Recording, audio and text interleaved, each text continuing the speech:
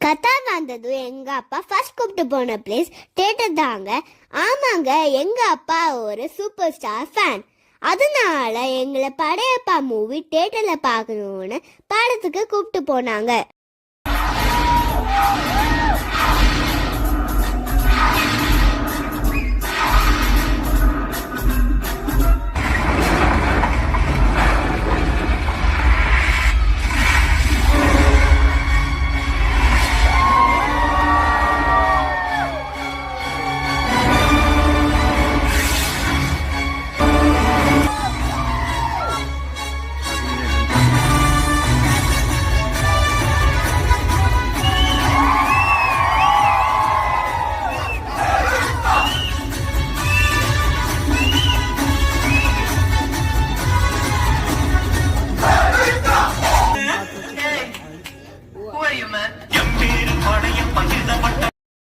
படம் சூப்பரா இருந்துச்சு.